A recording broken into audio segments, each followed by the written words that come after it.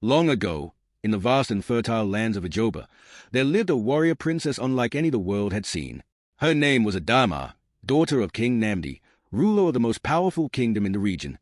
Ajoba was a land of prosperity, surrounded by towering mountains, lush forests, and the great Omi River, which was said to be enchanted by the spirits of the ancestors. The people of Ajoba thrived under the rule of King Namdi, who was known for his wisdom and fairness. The kingdom was a land of rich traditions and deep-rooted beliefs. The people revered their ancestors, offering prayers and sacrifices to the spirits of the land. Their warriors were known far and wide for their bravery, and their elders were sought after for counsel by even the most distant rulers. Ajoba's wealth came not just from its fertile land, but also from its strategic position along trade routes, making it a hub of commerce where merchants from across the continent came to exchange gold, spices, and rare textiles. Despite its peace and prosperity, Ajoba had seen its fair share of battles. Over the years, rival kingdoms had sought to overthrow its rule, jealous of its riches and stability. But none had succeeded, for the kingdom was protected not only by a formidable army but by its fierce warrior princess, Adama. Unlike other princesses who spent their days in the royal chambers, weaving silk and reciting poetry, Adama had been raised among warriors. From an early age, she wielded a spear as skillfully as a seasoned soldier, and her swordplay was unmatched. She trained with the bravest warriors of Ajoba, mastering the art of battle and strategy, and soon, she became the protector of the kingdom. As a child, Adama had shown an uncanny ability to read the movements of her opponents. While others relied on brute strength, she relied on speed, intelligence, and precision. By the age of 10, she had bested men twice her age in combat training.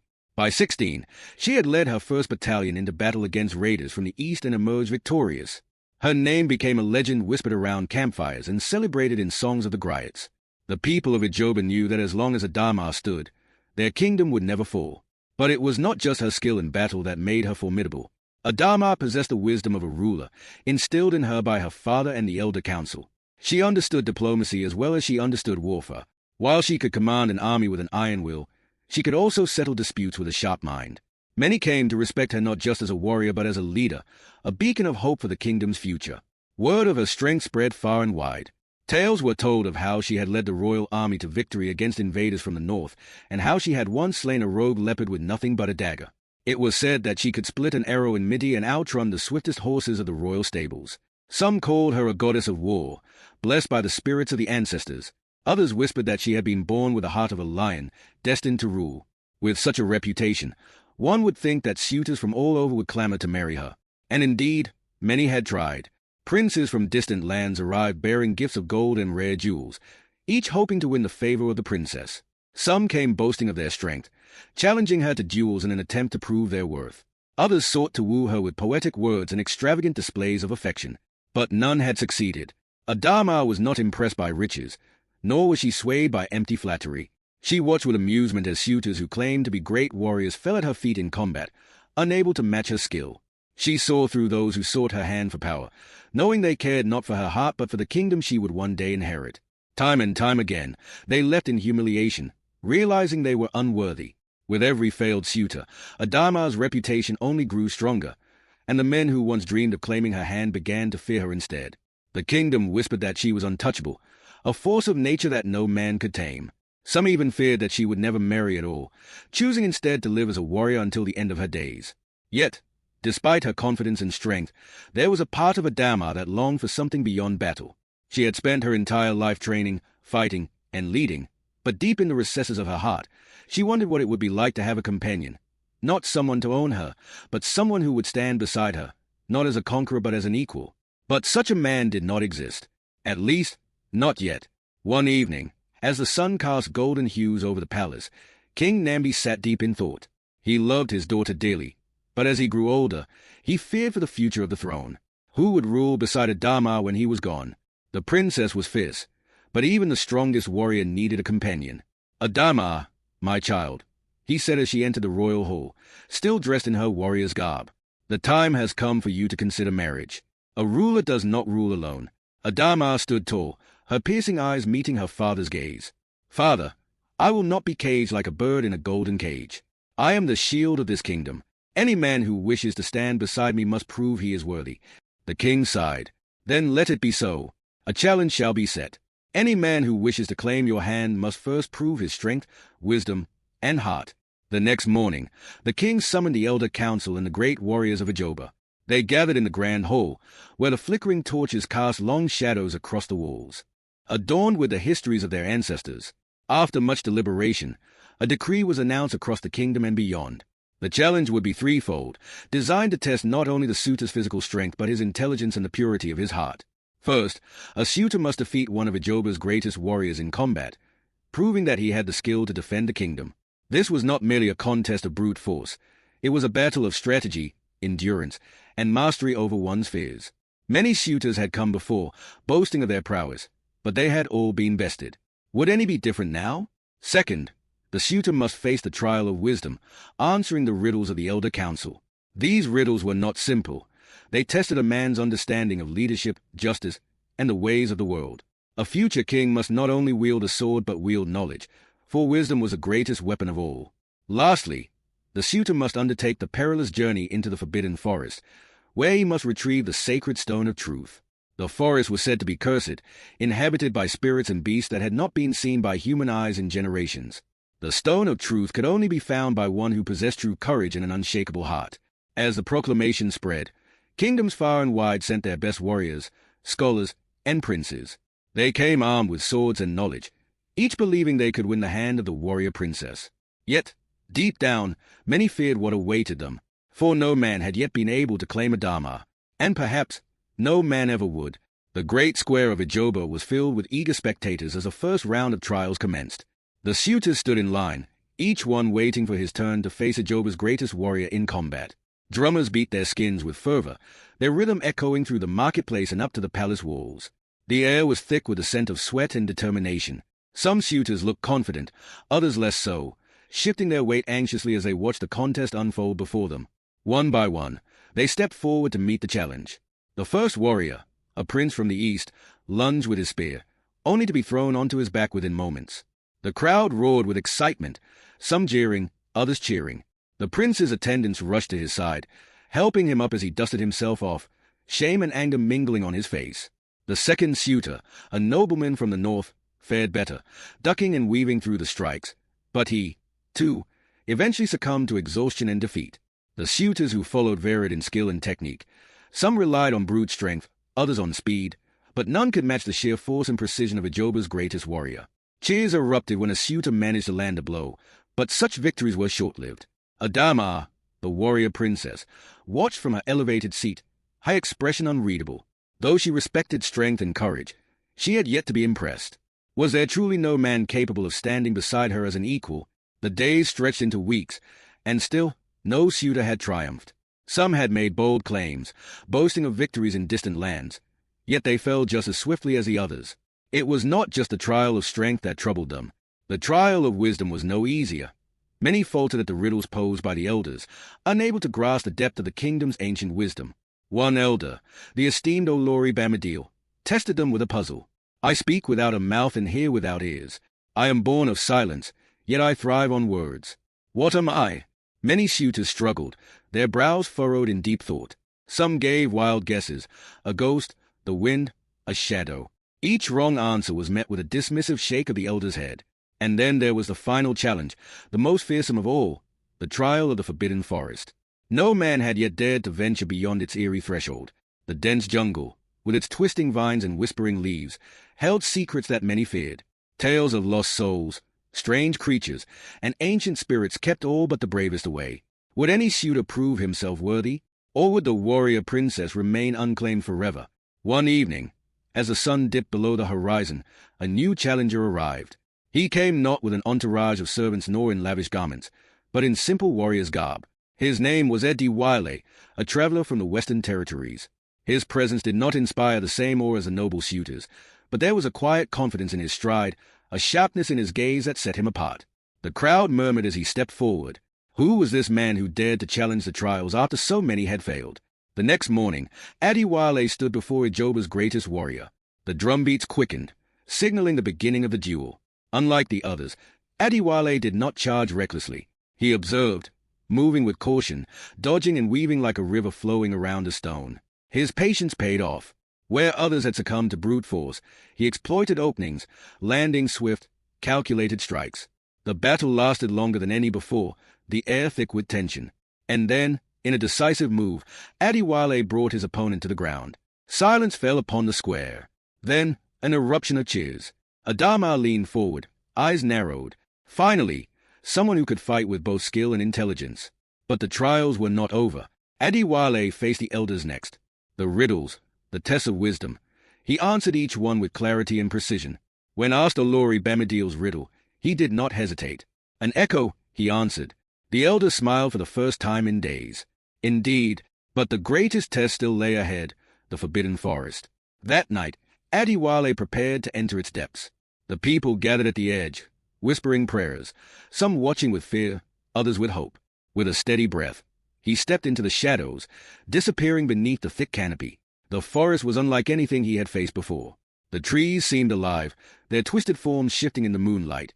Strange sounds filled the air, whispers, rustling leaves, distant growls. Adewale pressed forward, his senses sharp. He recalled the old stories, the warnings of spirits and illusions meant to deceive travelers.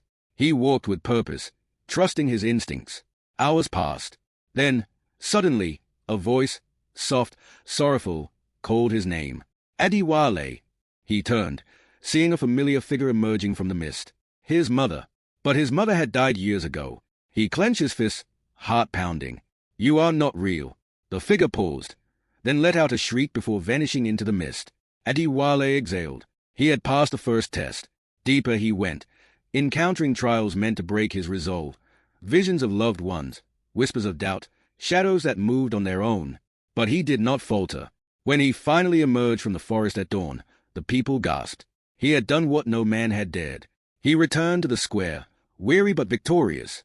Adama stood, descending from her seat. She approached him, studying him in silence. You are the first to succeed, she said at last. But tell me, why did you enter these trials? Adewale met her gaze. Not for power, not for riches, but because I seek an equal, not a prize. For the first time, Adama smiled. The warrior princess had found her match. The square was alive with celebration. The people of Ijoba danced in the streets, their jubilant cries echoing through the kingdom. They had witnessed something extraordinary. A man had succeeded where many had failed. He had not only passed the trials of strength, wisdom, and the Forbidden Forest, but had done so in a manner that commanded respect. Adewale's name spread like wildfire, whispered in awe from the marketplace to the highest halls of the palace. Adama, the warrior princess, had watched it all unfold, her sharp eyes observing every movement, every decision. She had been impressed, no, moved, by Adewale's approach. There was something undeniably different about him. He had faced the trials with calm assurance, but it was his words that lingered in her mind long after the square had emptied. Not for power, not for riches, but because I seek an equal, not a prize.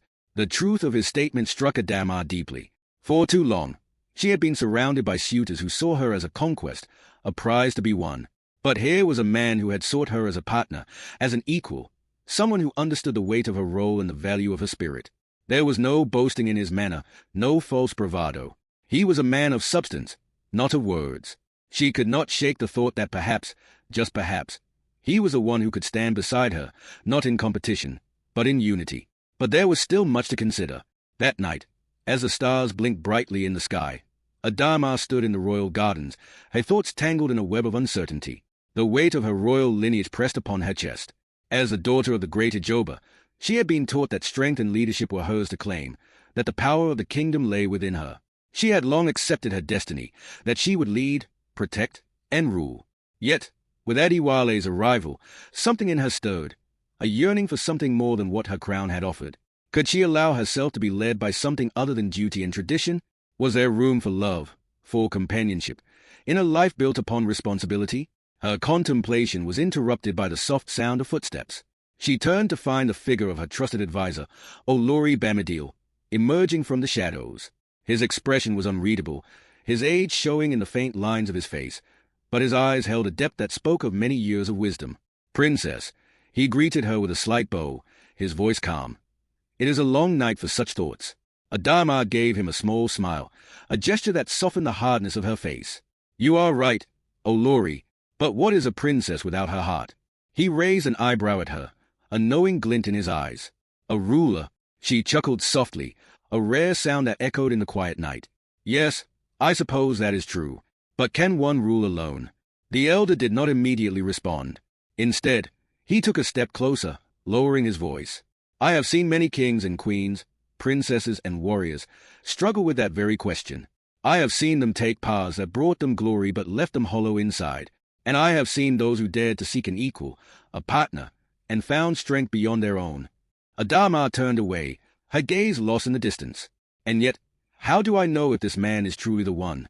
He is not of royal blood. He is not one of my own people. What does he truly know of the burdens of leadership, of the weight of a kingdom's fate?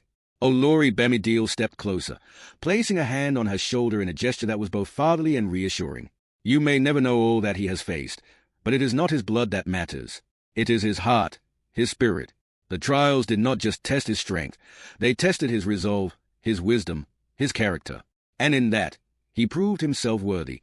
Adama sighed, the weight of her uncertainty pressing down on her. And yet, there are still many who would call him an outsider, a foreigner with no claim to this land, no claim to my heart.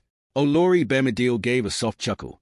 A claim to your heart cannot be claimed by birthright, Adama. It must be earned. And as for the land, it has always belonged to the one who proves himself its true steward, whether by blood or by deed. The words resonated with her, but a part of her remained uncertain. I will speak with him, she said finally, her voice firm, though the emotions swirling within her were far from settled. Olori Bemidil nodded. You are wise, princess, and may your heart find the clarity it seeks. The next morning, the sun rose over the kingdom, casting a golden light upon the earth. The air was still and heavy with anticipation. Word had spread quickly that the princess would meet with Adewale, the warrior who had defeated the trials. The people murmured in excitement, eager to see what would come of the meeting between the great princess and the man who had captured her attention. Adama, dressed in her finest armor, walked with purpose toward the great hall where Adewale awaited her. The space was vast and echoing, filled with the scent of incense and the low hum of conversation. But the moment she entered, a hush fell over the room. All eyes were on her as she strode with dignity, her gaze unwavering, though her heart fluttered beneath her calm exterior. Adewale stood at the center of the hall, his simple attire a stark contrast to the opulence surrounding him. He did not bow as the others had, but his respect was evident in the way he stood tall, his eyes meeting hers without hesitation. Princess Adama, he said softly, his voice steady and unwavering. Adama nodded. Adewale, she replied, her voice carrying an edge of command. You have succeeded where others have failed. You have proven yourself in the trials and beyond. And now, I stand before you to ask, why?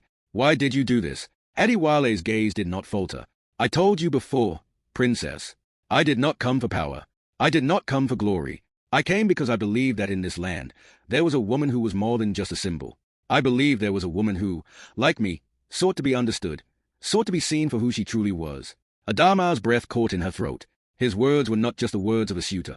They were the words of someone who saw her, really saw her, beyond the title, beyond the warrior's strength. For a moment, she allowed herself to feel what she had so long buried, the longing for someone to truly understand her. She stepped closer, her voice barely above a whisper. And what if I am not what you expect? What if I am more than what you bargained for? Adewale smiled, a quiet, confident smile that spoke of understanding. Then I will stand by you, just as you are, with all your strength, your wisdom, your fire. I will stand beside you, not before you. For the first time in years, Adama felt the weight of her crown lessen. The fear of ruling alone, of carrying the burdens of the kingdom in isolation, seemed to fade. Perhaps, just perhaps, she could allow herself to trust, to take a step forward, not alone, but with someone who would walk with her. The silence between them stretched, but it was no longer uncomfortable. It was the silence of two souls, finally in harmony. Adama took a deep breath, her heart finally finding peace. You may stand beside me, Adewale, she said, her voice steady and firm. Together, we will face whatever comes. And with that, the final trial had ended, not in battle, nor in wisdom, nor in the forest, but in the quiet understanding between two hearts that, at last, had found their match. The days following Adewale's victory passed in a haze. The kingdom of Ijoba seemed to glow with an ethereal light, as if the sun itself rejoiced in the promise of a new alliance. The people spoke of little else but the union of their warrior princess and the mysterious man who had won her heart. But beneath the celebrations, a darker undercurrent ran through the palace. A tension, a whisper that no one dared to voice aloud. The moment that Adama had allowed Adewale to stand beside her, the balance of power had shifted. In the grand halls of the palace, murmurs were exchanged in corners, Quick glances shared over polished goblets, and beneath the surface of each conversation lingered the question, what does this mean for the kingdom? Adama had known that the arrival of someone like Adewale, someone not of royal blood, not of noble lineage, would cause ripples. What she hadn't expected was the depth of the resistance that would follow. It was not just from the nobles who had once vied for her hand in marriage, but from her own closest advisers, those who had helped shape her reign. That evening, as the cool winds of the desert began to stir, Adama sat alone in the grand war room, her fingers tracing the ancient map of Ijoba, a kingdom whose borders stretched beyond the mountains and into the uncharted territories. It was a kingdom of power and pride, built on centuries of history, but it was fragile. And with Adewale now at her side, the delicate balance was threatened by forces she had yet to fully understand. A soft knock at the door broke her reverie. Without looking up, she called out, "Enter." The heavy door swung open to reveal Olori Bamidele, his face drawn with concern, his step slow, as though the weight of his thoughts bore him down. Despite his age, there was an undeniable authority in his presence, the kind forged through years of navigating both diplomacy and danger. "Princess," he began, his voice low, "there are things that need to be said, things that you cannot ignore." Adama looked up, her brow furrowing in mild irritation. "Not tonight, Olori. The kingdom celebrates. Tonight, I do not wish to be burdened." The elder stepped closer, his gaze never leaving hers. "That is precisely why tonight is the right time, Princess. The kingdom's celebrations cannot cloud our judgment. You know as well as I that not everyone shares in your joy." Adama's jaw tightened. "I know the court whispers. They always have. But what of it?" Olori Bamidele's gaze softened, though the seriousness of his words remained. "It is not just whispers this time. There are those among the High Council who see Adewale as a threat. They fear what his presence could mean for their power. And there are those among them who are already plotting to remove him by any means necessary." Adama's heart skipped a beat. "What do you mean by any means necessary?" Olori Bamidele's eyes darkened. "There are factions within the council who would rather see the throne fall than have a foreigner, someone they deem unworthy, by your side. You may not see it yet, Princess, but there are forces at work. Dangerous ones." The room seemed to grow colder. Adama had suspected that there would be opposition, but she had not thought it would manifest so quickly. The path she had chosen, standing beside Adewale, allowing him to share in the future of Ijoba, was one that threatened to fracture old alliances, to upset the careful equilibrium of power that had kept the kingdom stable for generations. "I did not ask for their approval," Adama said, her voice steely with resolve. "But I will not stand idly by and allow them to undermine what I've chosen." Olori Bamidele's expression remained somber. "You cannot simply ignore the politics of it all, Princess. I understand your heart, but there is more at stake here than your personal desires. Ijoba has enemies, inside and outside the kingdom. The introduction of someone like Adewale, it is not just a matter of your heart. It is a matter of survival." Adama's pulse quickened. The weight of his words was like a stone pressing against her chest. "What do you suggest, then?" "I suggest caution," Olori Bamidele replied, his voice hardening. "We must move carefully. We must ensure that no one sees Adewale as a threat. If we are to have peace, you must consider all the ramifications of your decision." Adama stood, her mind racing. "And what of Adewale? What am I to say to him?" Olori Bamidele's gaze softened, but there was no easy answer in his eyes. "Speak to him, but tread lightly. There is no simple path here. His presence may be your greatest ally, or your greatest danger." The elder turned and began to walk away, but he paused at the door. "Remember, Princess, the fate of Ijoba may lie not in the strength of its warriors, but in the alliances it keeps, and the enemies it makes." With that, he left, leaving Adama alone with her thoughts. The next few days were a blur of meetings, council, and secretive whispers. Adama knew she had to act quickly, but her heart was torn. She could not let the council dictate her life, yet the very foundation of her kingdom was at risk. If the nobles rebelled against her decision, if they saw Adewale as a foreign threat, the consequences could be catastrophic. Civil unrest, betrayal, even open rebellion. She had seen it before in the old tales, how a divided kingdom could crumble beneath its own weight. But there was one person she trusted above all others, Adewale. And he, too, had his role to play in this new reality. That evening, Adama summoned him to her private chambers. The palace was quiet, the sounds of the celebrations now a distant murmur in the streets. As she waited for him, she could feel the tension knotting in her stomach. The time had come to confront the truth of what they faced together. Adewale entered the room, his presence as steady as ever. His eyes, however, seemed to be searching hers, sensing that something had shifted. The air between them was different now, charged with the weight of the kingdom's secrets, with the dangerous tides of politics that swirled just beneath the surface of their alliance. "Princess," he greeted her, his voice calm yet filled with an unmistakable note of concern. "You sent for me." Adama nodded, gesturing for him to sit. She had never before allowed herself to feel the full weight of her position in his presence, but tonight, the reality of the situation settled in her bones. Adewale, there are things I must tell you, things you need to understand before we go any further. He met her gaze without hesitation. I'm listening. She took a deep breath, then spoke, choosing her words carefully. There are those within the kingdom who see you as a threat. Your presence here, beside me, has caused ripples in the court. Some believe that you will seek to undermine the traditions of Ajoba. Others, they would go to any lengths to remove you from the throne. Adewale's expression remained neutral, but his eyes darkened. And what do you intend to do about it? Adama's voice was steady, but the weight of the truth was heavy on her tongue. I do not know. I do not want to see this kingdom torn apart. But if it comes to it, I will defend you. I will defend us. A small flicker of something passed across Adewale's face. Surprise, perhaps, but more than that, there was a quiet understanding. I have not come here to divide this land, princess. I came because I believe in you, and I believe in what you can accomplish. Adama smiled softly, feeling the burden in her chest ease just slightly. Then we must stand together, not just as allies, but as partners, for the good of Ajoba. For a long moment, neither spoke. The silence in the room was thick with the weight of what had been said. The fate of the kingdom, of their future together, hung in the balance. Suddenly, there was a knock at the door. Adama's heart skipped a beat, her hand instinctively reaching for the dagger she kept hidden beneath her robes. In this kingdom, even the most trusted servants could be spies. Enter, she called out, her voice cold, prepare for anything. The door creaked open, revealing a cloaked figure, a shadow in the dim light. I bring urgent news, princess, the figure said, voice muffled. Adama's pulse quickened. What is it? The figure stepped forward, pulling back his hood. His eyes gleamed in the dim light. The council has moved, he said, his voice like ice. They plan to take action against Adewale. Adama's blood ran cold. This was no longer just a matter of whispers and shadows. It was a war that had begun, and she was caught in the middle. The tension in the air was thick as Adama and Adewale stood frozen, the weight of the cloaked figure's words hanging over them like a storm cloud. The council had moved.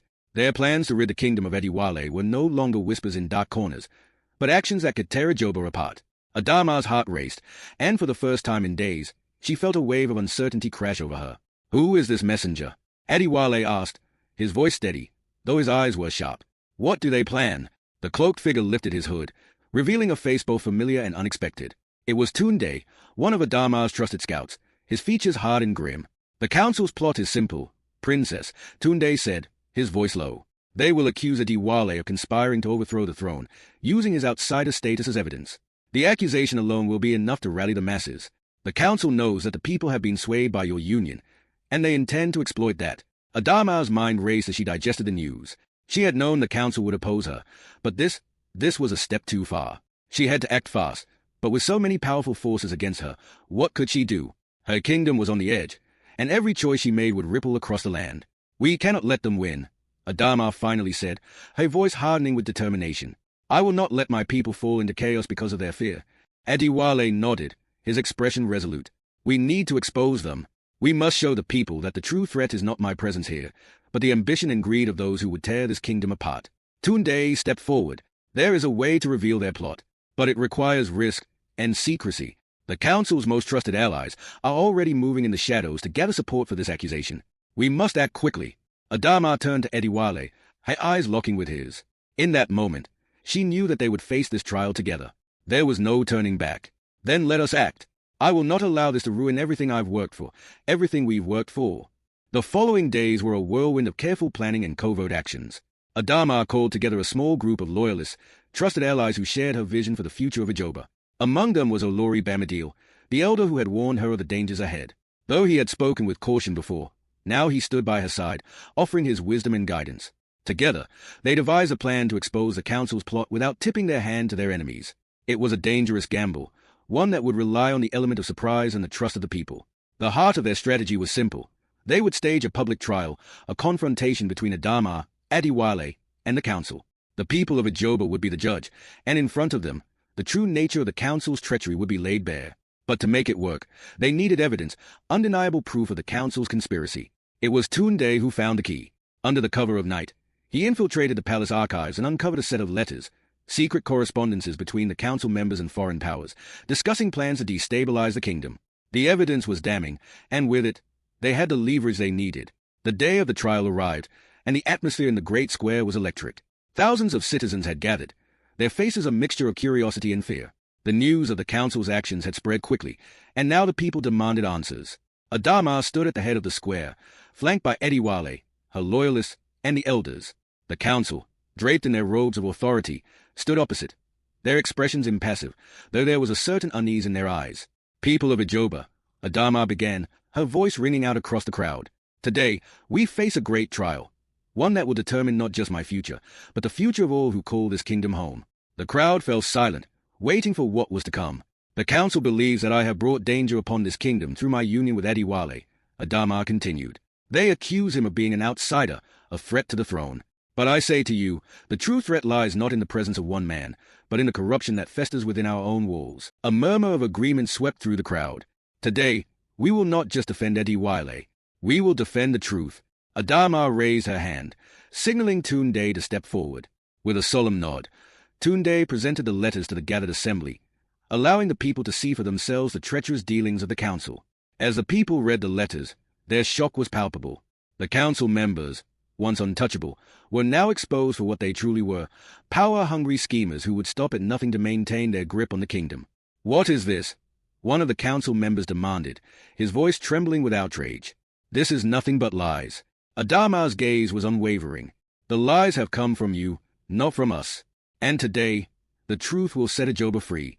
A heavy silence fell over the square, broken only by the distant rumble of thunder. The tension was thick, but it was clear Adama had won.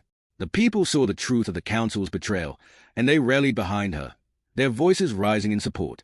"Enough!"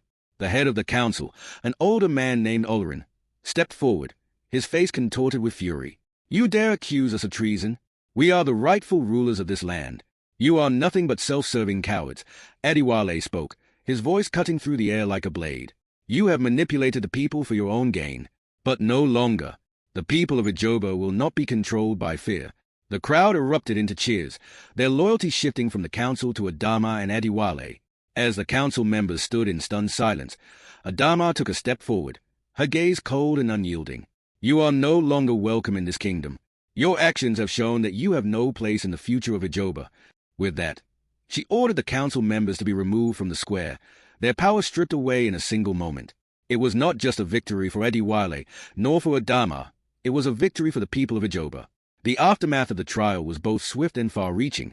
The council members were arrested, their treachery exposed for all to see. A new era began in Ijoba, one in which the people's voice was heard, and the ruling class was held accountable for their actions.